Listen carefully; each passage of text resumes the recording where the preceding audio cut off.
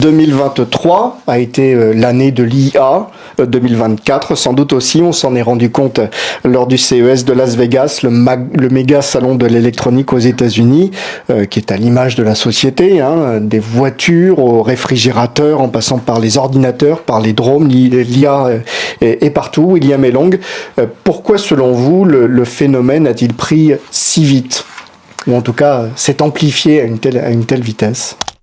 Parce que jusque-là, l'intelligence artificielle restait un domaine relativement technique et relativement fermé. Et en fait, l'explosion de solutions comme ChatGPT a permis à monsieur et madame tout le monde, en fait, sur une interface simple, de se familiariser avec l'intelligence artificielle. Eh bien, ça change tout. Quand vous avez 100 millions de personnes qui peuvent accéder à de l'IA et quand vous en avez quelques dizaines de milliers qui ont une expertise métier, eh bien, ça change totalement la donne parce que dans ces millions d'utilisateurs, vous avez des professionnels, des gens du secteur public, des gens dans tous les métiers. Eh bien, c'est comme cela que l'IA infuse la société. En parallèle, on voit que l'intelligence artificielle suscite de nombreuses craintes, des interrogations du fait d'une méconnaissance des enjeux, mais aussi du manque criant de réglementation, d'encadrement de cette technologie. Vous trouvez ces discours et ces craintes légitimes ? Alors, oui et non. Maintenant, il faut préciser les choses. Aujourd'hui, les discours de crainte sur l'intelligence artificielle sont exprimés premièrement par des entreprises qui sont elles-mêmes souvent des entreprises d'IA. Premier point.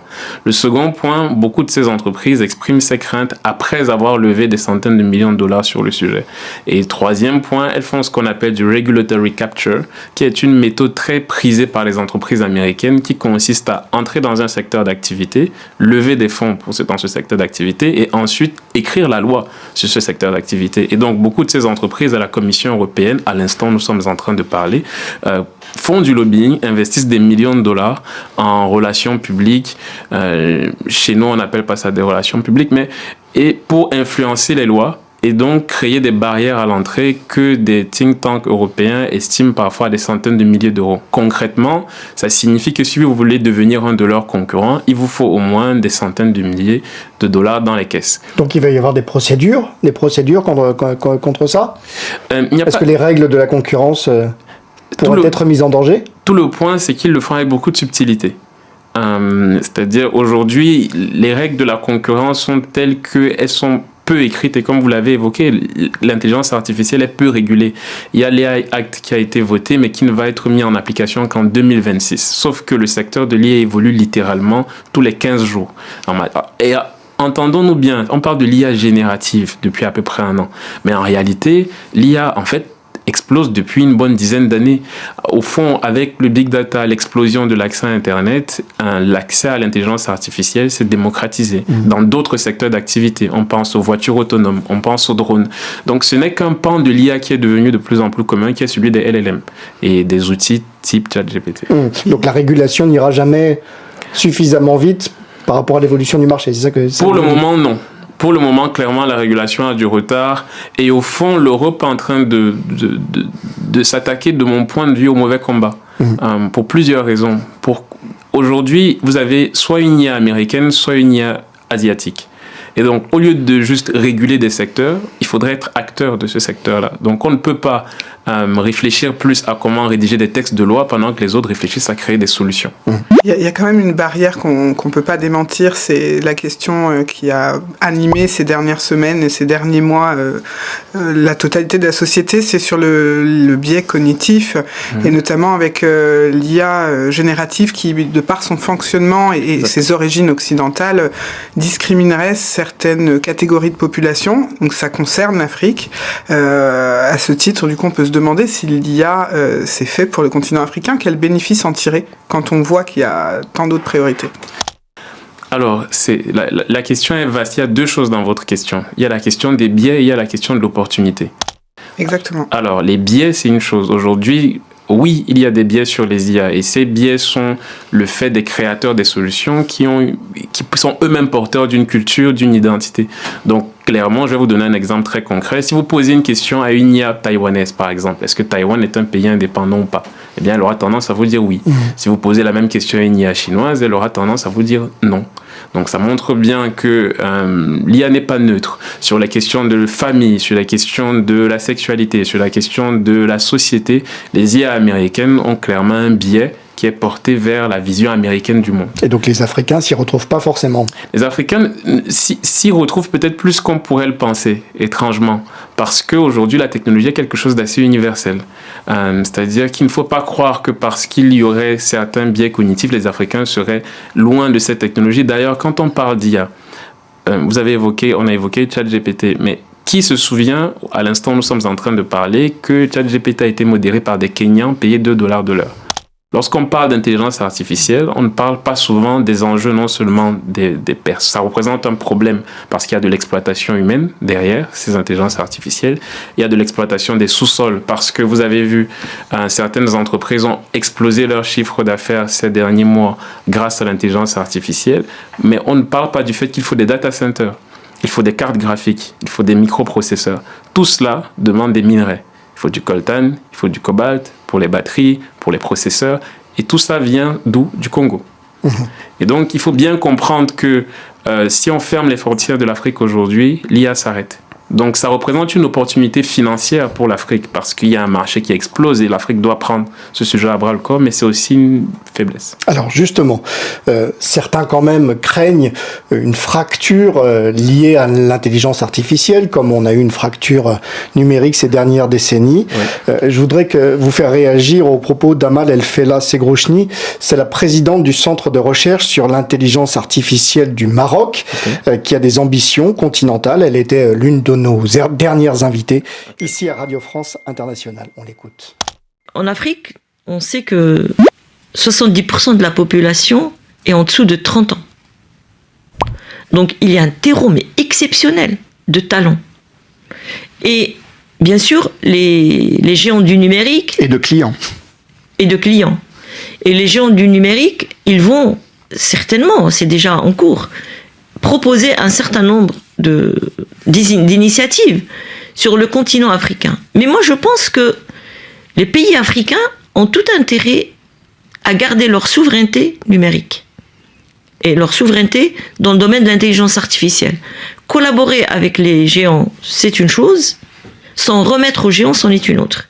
Et donc moi, je pense aujourd'hui que, à l'instar de ce qui s'est passé en Europe, parce qu'un pays tout seul, il ne peut pas faire face aujourd'hui.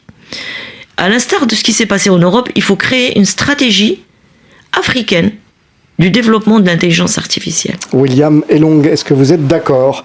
L'IA en Afrique, oui, mais en préservant la souveraineté numérique. Attention à ne pas se laisser envahir par les géants du numérique. Totalement. J'adhère surtout à ce qui a été dit en amont, à savoir qu'on peut collaborer avec les géants sans se livrer à eux. Pourquoi? Parce que Faraday, nous-mêmes, nous travaillons avec deux géants, Amazon, dans leur programme Startup, et Nvidia, qui sont les deux principaux acteurs aujourd'hui de cette révolution de l'intelligence artificielle. Et pourtant, le cœur de notre stratégie est la souveraineté. Donc oui, l'Afrique doit garder son autonomie sur ces questions-là, mais ça passe par la création de data centers locaux. Il y a du talent, c'est-à-dire, détrompez-vous, n'ayez pas l'illusion qu'il n'y aurait pas assez de talent africain en matière d'intelligence artificielle. Il y en a des milliers. Il y a des experts en intelligence artificielle à Yaoundé, à Dakar, à Bamako, à l'instant nous sommes en train de parler. Malheureusement, ces experts n'ont pas la même visibilité et lorsqu'ils créent des choses, il n'y a pas le même ramdam médiatique que lorsque ça vient de l'université de Stanford ou de Harvard, de la Silicon Valley. Et pourtant, la qualité de ce qui est fait en Afrique égale, mais totalement, la qualité de ce qui est fait à Paris, de ce qui est fait à New York, de ce qui est fait à Pékin.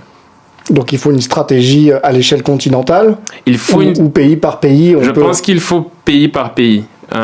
Parce que c'est triste à admettre, mais la réalité est que les initiatives continentales ou intra-régionales ou même entre pays africains ont tendance à ramer.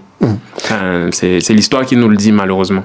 Aurélie Mbida de Jeune Afrique. Il y a un autre sujet qui rame un peu aussi en ce qui concerne la souveraineté, c'est le financement des startups en Afrique pour lancer vos diverses sociétés. Vous avez vous-même été et dû être confronté à l'étape de la levée de fonds. Quelle expérience en tirez-vous, cette étape ? Alors, il y a beaucoup de choses à dire sur ce sujet. Ça tombe bien. Ça tombe bien, effectivement. Alors, mon expérience, elle est globalement bonne, dans le sens où j'ai pu m'en tirer. J'ai pu, au final, lever des fonds pour ma boîte et pour mes différentes initiatives. Mais ça a été laborieux, pour plusieurs raisons. Premièrement, 90% des capitaux que j'ai levés n'ont pas été levés en Afrique. Ils ont été levés en Europe. Ça, c'est factuel. Second point, on parle de 3 milliards d'euros que les startups africaines auraient levés en 2023. Aujourd'hui, il faut le chiffre, et on s'en gargarise. Il faut bien comprendre qu'aujourd'hui, en France, les startups, au premier semestre 2023, ont levé 4 milliards d'euros. C'est-à-dire à peu près 30% de plus. Ça, c'est le premier point. Ça signifie qu'un pays, en 6 mois, lève plus qu'un continent en 1 an. Premier point. Second point, il y a plus d'incubateurs à Paris aujourd'hui que dans toute l'Afrique centrale. Donc le fonds d'investissement étranger, lorsqu'il arrive en Afrique et qu'il a envie d'investir, il a besoin de personnes qui lui ont en quelque sorte déblayé le terrain. Et donc naturellement, il se tourne vers les tech hubs, vers les hubs d'innovation, vers les espaces des gens censés accompagner les startups locales. La problématique à laquelle on fait face aujourd'hui, c'est que entre le montant qui dit être investi dans les startups africaines, que ce soit via des mécanismes d'aide au développement, de coopération, peu importe, et l'argent qui arrive de manière effective dans les comptes en banque des start-upers, il y a 8 mondes. Et ça, c'est quelque chose que je dénonce depuis des années. Je critique fortement le fait que des intermédiaires aient créé ce que j'ai appelé la start-up mafia. Et il y a une sorte d'économie parallèle aujourd'hui autour de l'investissement vers les start-up africaines qui fait que si vous demandez à des start-upers aujourd'hui à Bamako, à Yaoundé, à Dakar, vous vous rendrez bien compte que beaucoup vivent dans la précarité. Et qui sont les mafieux ? Les mafieux, pour moi, ils sont des deux côtés. Ils sont en Afrique et ils sont en Europe. Il y a les mafieux en Europe qui organisent des activités qui ont parfois des budgets conséquents sur la thématique Afrique, qui surfent sur la vague de la thématique Afrique et l'intérêt que les gouvernements européens, notamment le gouvernement français, a pour essayer de capter le plus de fonds sur le sujet. Et il y a ceux qui sont en Afrique qui, aujourd'hui, en fait, reçoivent l'argent d'organismes de coopération, d'ambassades étrangères qui reçoivent ces capitaux et au final, très peu de startups sortent de leurs incubateurs. Très peu de startups arrivent à survivre et à sortir de